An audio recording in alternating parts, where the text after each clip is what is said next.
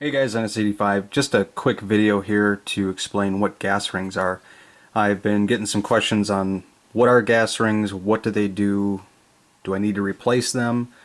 So I'm going to explain that here. The answer to do you need to replace them, the answer is yes. It's actually just a normal maintenance thing that you need to do is to check your gas rings and replace them.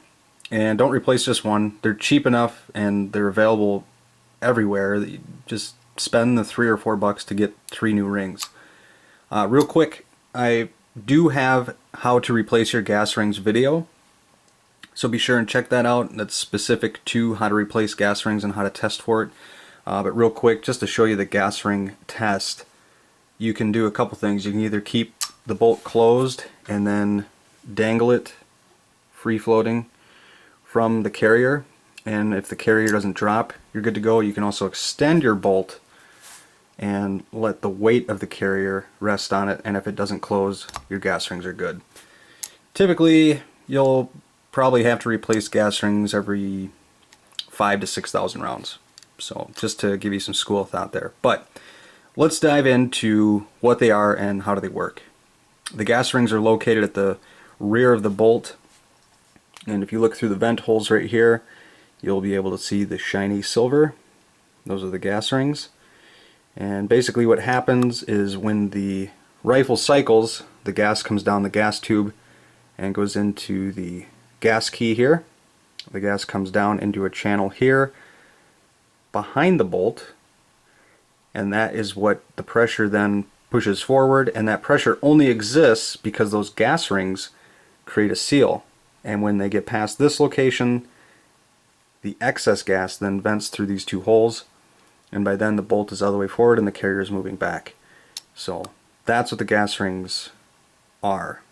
And I'll give you a closer look here after I disassemble it, but just real quick again, if you're having short stroking issues or any other cycling issues, check your gas rings.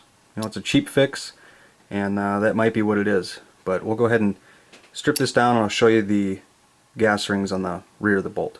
Okay, so here I have the bolt removed from the carrier. I kind of removed a little bit of excess lubrication so you can better see it here. But these are the gas rings. There's 3 of them, and as you can see, the slots are not lined up. That's the way you want it. I'm pretty sure there's enough research that says that if these happen to all 3 be lined up, that you're still not going to experience any issues. However, just for the sake of redundancy and for reliability, I just try and keep mine not lined up.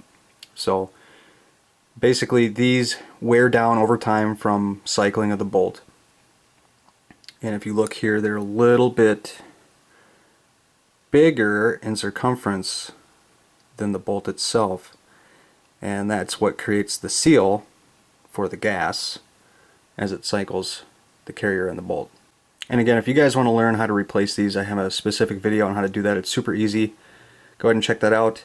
Hopefully this video is helpful. You learned a little bit about what gas rings were. Any questions or comments, leave them below. Check me out on Instagram and Facebook, username NSZ85. Have a good day. See you later.